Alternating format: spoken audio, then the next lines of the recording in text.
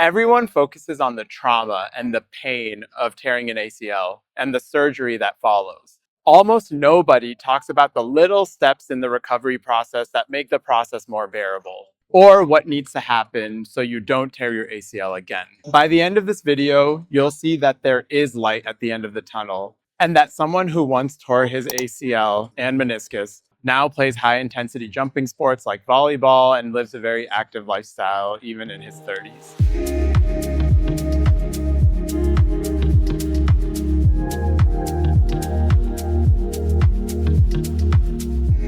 I tore my ACL and medial meniscus in a freak accident, probably because I was playing cold and I hadn't warmed up and activated my body properly. Even elite athletes like New England Patriots football legend Tom Brady and Brazilian soccer star Neymar Jr. have suffered this injury, put in the work, and come back stronger than ever.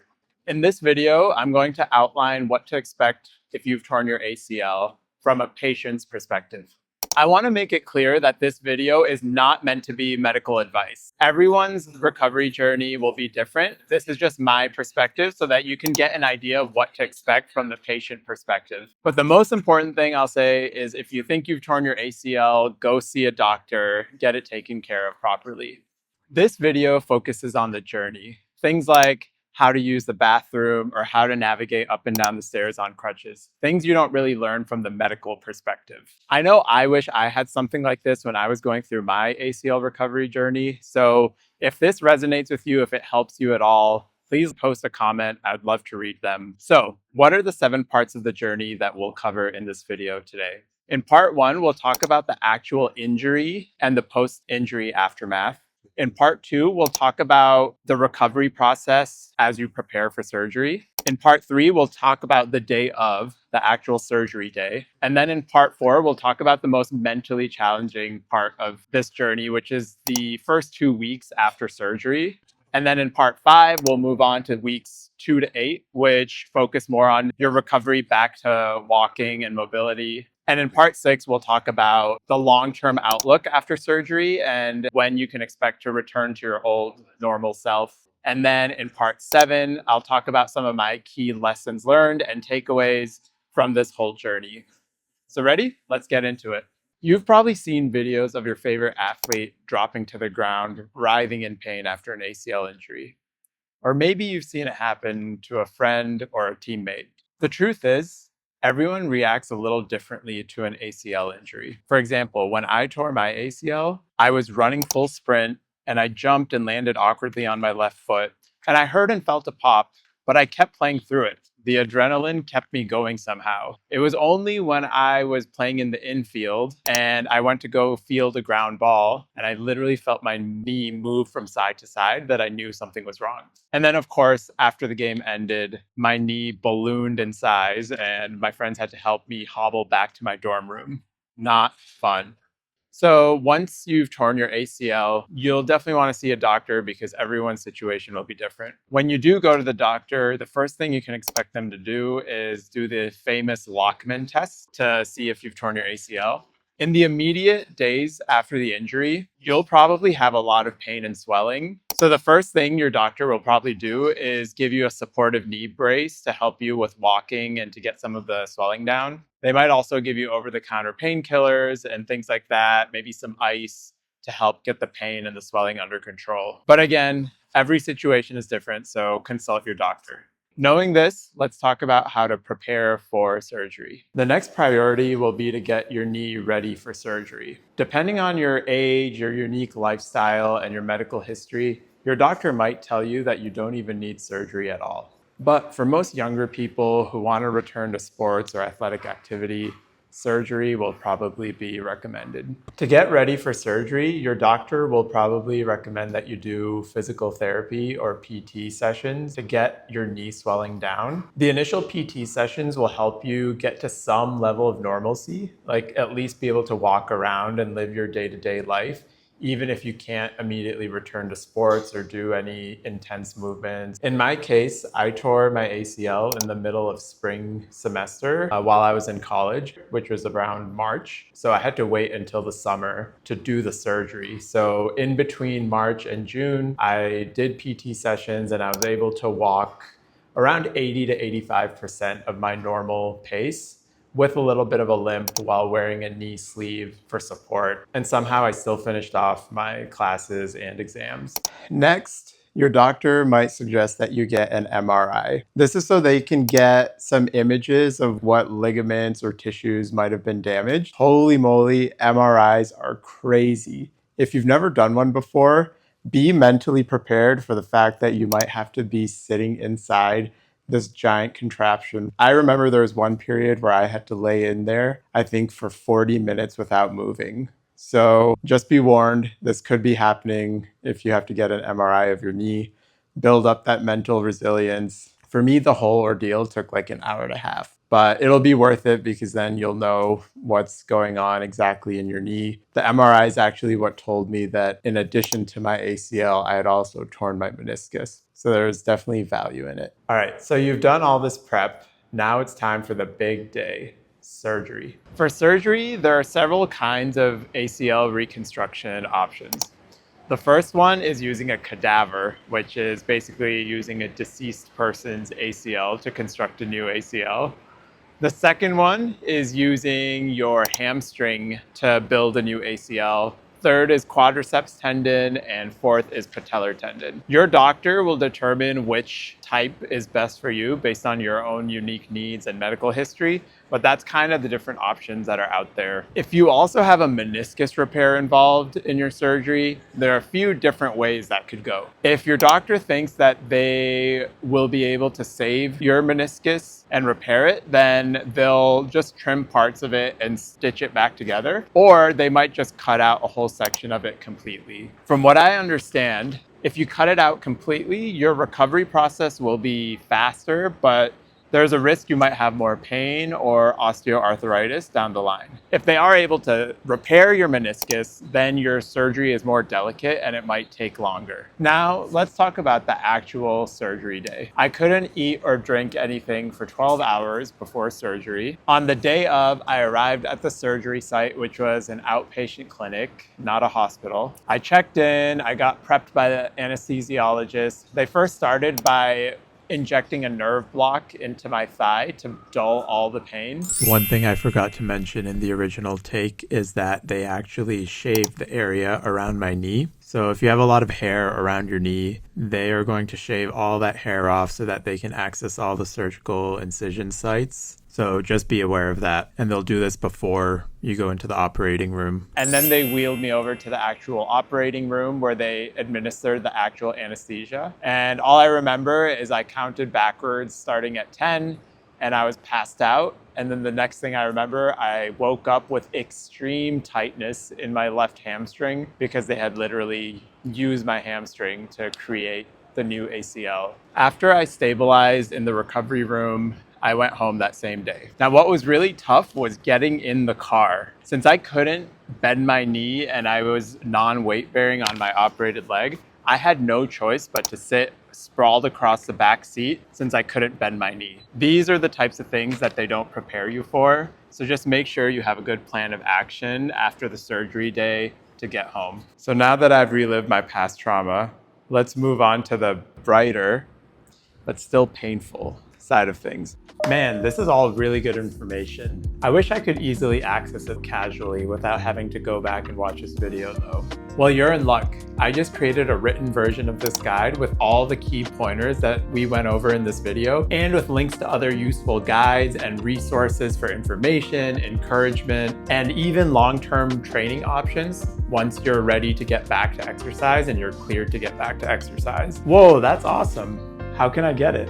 All you have to do is click the link in the top right of this video or click the start to finish ACL injury and recovery guide in the video description. That's great. I'm gonna go buy my copy right now. Now let's talk about the first 2 weeks after surgery. And I want to focus on 5 key tips or takeaways from this section. 1, you want to prepare good books and you want to have TV shows and movies picked out because you're going to be bedridden for a while potentially. And I'll get more into that later. 2, you'll want to learn how to navigate up and down the stairs safely on crutches, especially when you can't put weight on your operated leg, check out this link for a video tutorial that I made on how to go up the stairs on crutches. 3, you'll want to buy a spill-proof urine bottle. This will be necessary when you're bedridden for a couple of days. On that front, number 4, you'll also want to learn how to use the bathroom properly, especially when you can't put weight on your leg or bend your knee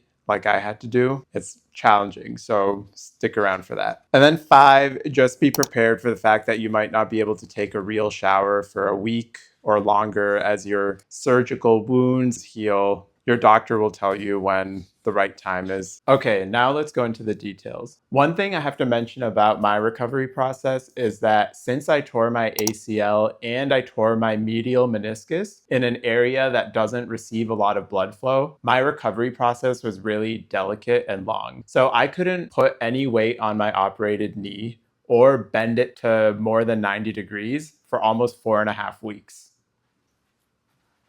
That made many things, including using the bathroom, really difficult. More to come on that later.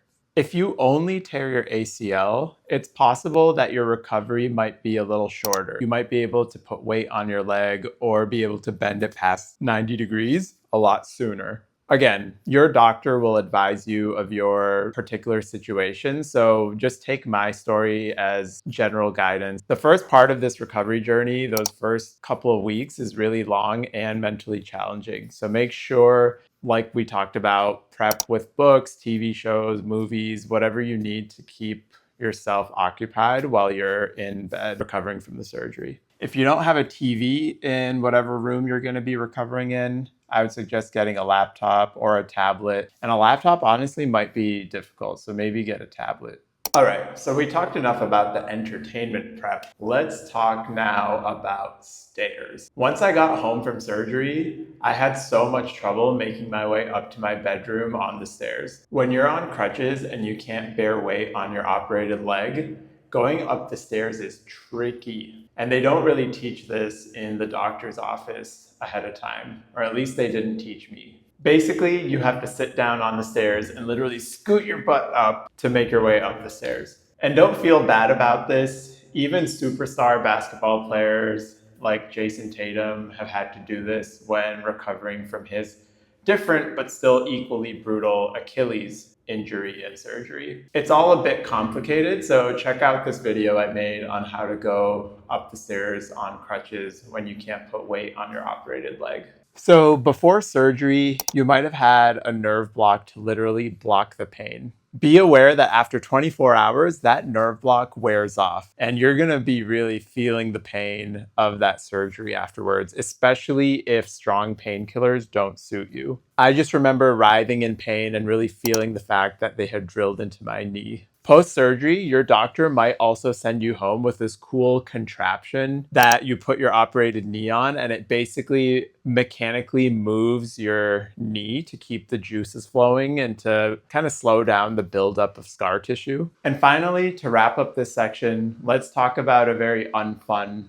but necessary topic: using the bathroom properly. Quite literally, this is the topic that I wish someone had really given me guidance on before I went into surgery and was recovering, because they definitely don't teach you this stuff when you're in the doctor's office. It was so much harder than I expected it to be. First order of business, before surgery, buy a spill-proof urine bottle. If you have a sensitive recovery process like I had, where you're bedridden for a while, you'll definitely need that spill-proof urine bottle. Second, once you get to the point of actually being able to use the bathroom, it might actually be really difficult, especially if you can't put weight on your operated leg or bend your knee to 90 degrees. Sitting down on a toilet will be hard, and you'll want to make sure that there's enough space in front of you at the toilet to be able to fully extend your operated knee, because you're likely not going to be able to bend it to 90 degrees. I didn't end up going number 2 until 4 days after surgery because of all the medicines I was taking and just the general chaos that was going on in my body. While I was recovering, I came across this great practical guide that was also really funny on how to use the bathroom properly. I will spare you the details, but check out the link in the video description to this article, because because it was really, really helpful for me. It does a really good job of explaining the step-by-step process on literally how to approach the toilet, how to set it up, and how to go through your business,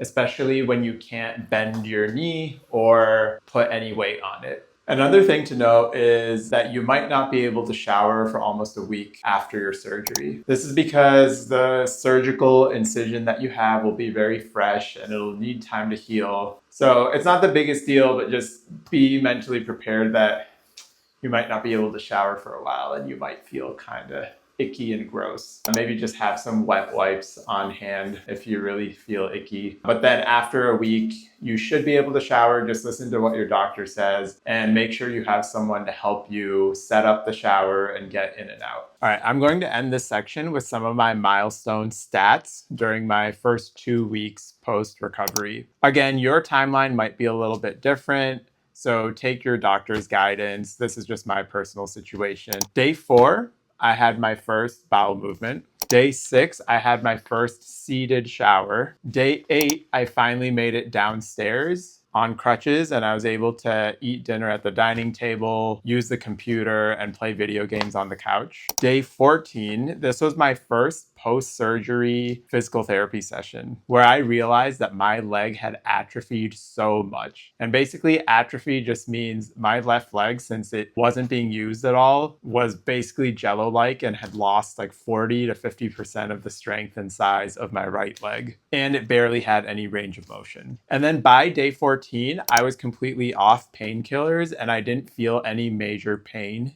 in my operated knee. And most importantly, I felt confident in my ability to walk, well, not walk, but crutch around. And I had enough balance and strength in my right good leg to be able to do things like balance, to put my contacts in, brush my teeth. This meant I was comfortable enough to return to my internship office job.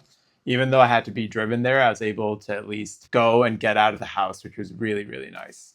Okay, I know that section took forever, but now let's move on to the steady climb back to normalcy, the first 2 to 8 weeks post-surgery. This period is all about gaining your strength back and being able to walk again and making that steady climb back to playing sports and being more athletic. What you can expect is weeks 2 to 3 will be pretty tough and you're not gonna see a lot of progress, but then after that, if you stick to PT, you're gonna see a lot of rapid progress. Weeks 2 to 8 are all about getting range of motion, focusing on balance, and slowly building up your strength. And basically working towards being able to walk, and then eventually longer term, doing things like plyometrics, which is jumping. You'll have to relearn walking, running, and getting in and out of cars. You'll struggle to go up and down stairs and steps and other challenging obstacles in public. You'll learn how to navigate life effectively with crutches and realizing that crutching around for a long time really hurts your armpits. But it's not all doom and gloom. 46 days, or about a month and a half after my surgery, I was able to go to a baseball game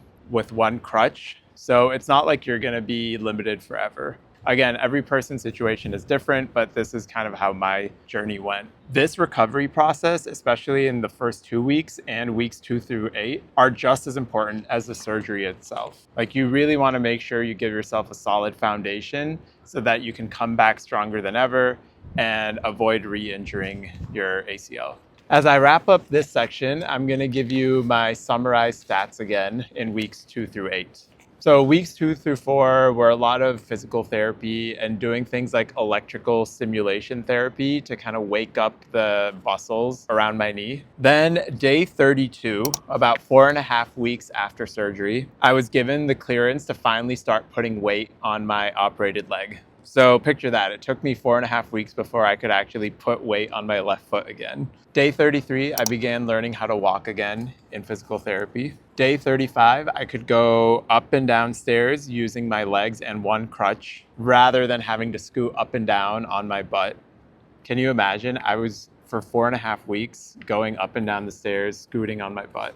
Day 40, I took my first standing shower. Day 41, I did full revolutions on a stationary bike, so I was able to get full range of motion on my knee. Day 46, as I mentioned, I went to a baseball game to watch, not to play, with one crutch, and I even took public transportation. Day 47, I was given clearance to walk without crutches or a brace. And day 49, I felt like I finally got a burst of speed when walking and got to maybe 85 to 90% of my normal walking speed. Day 63, I was given clearance to go in water but not swim. And finally, day 64, about 8 weeks after the surgery, or almost 2 months, I could walk essentially without a noticeable limp, probably at 90% of my normal speed. I had occasional sharp pain around where my surgery scars were, but other than that, I didn't really feel any pain, and I was well on my way back to some level of normalcy.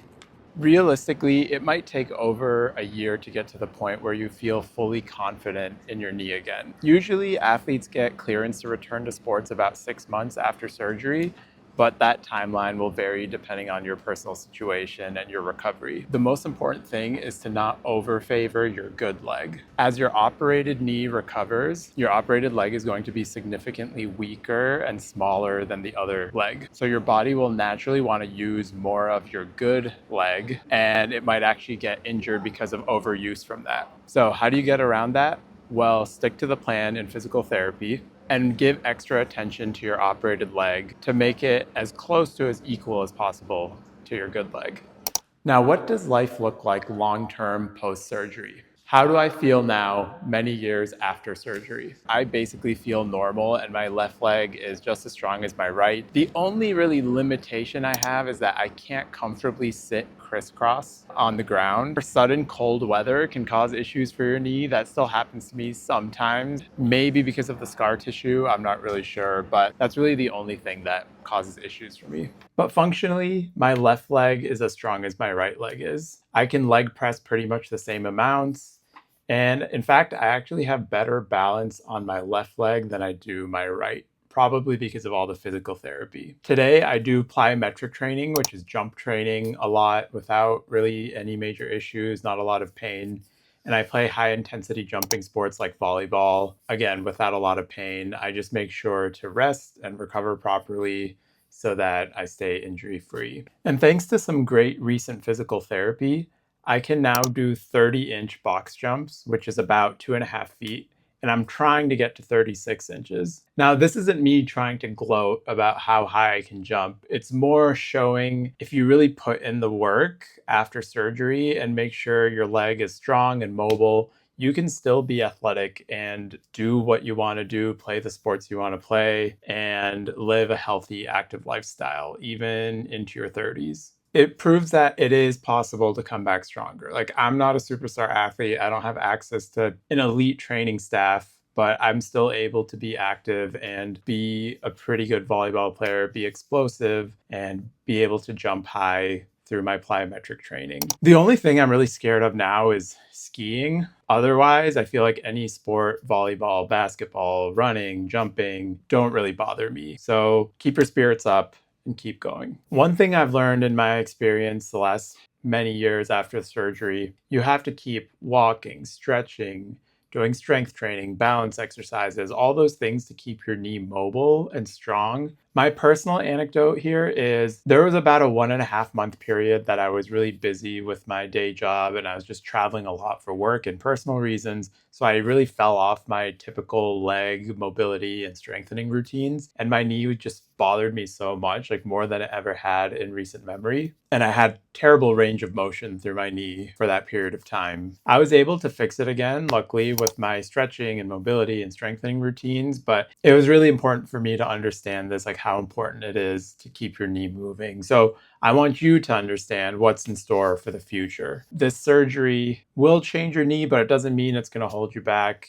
You can still come back stronger. You just might have to put in a little more effort to maintain your knee going forward in your life so that you can continue to be active. You will need to stay consistent and disciplined so that you can continue to live a life that is healthy, happy, and full of pain-free movement. I want to end this video with some final thoughts and lessons I learned from my whole injury and recovery journey. If I could go back to the day that I tore my ACL, what I would have done differently is definitely warm up properly. I know for a fact that I was playing really cold that day, my muscles were stiff, and I was definitely at high injury risk. I also probably had weak muscles and imbalanced muscles, but that's a whole other topic. All I know is that it was a really cold day that day and I didn't warm up properly for it. The point is, please warm up and activate properly before doing any type of intense movement. For moderate jogging and things like that, you can sort of ease into it. But for anything involving intense sprinting, jumping, throwing,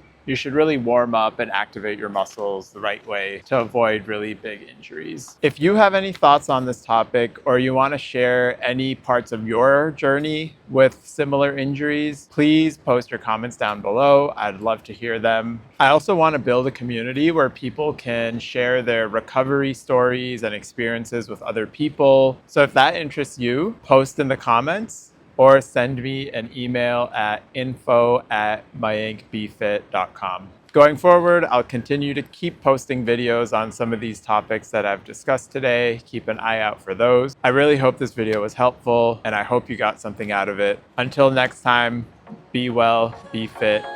Talk to you later.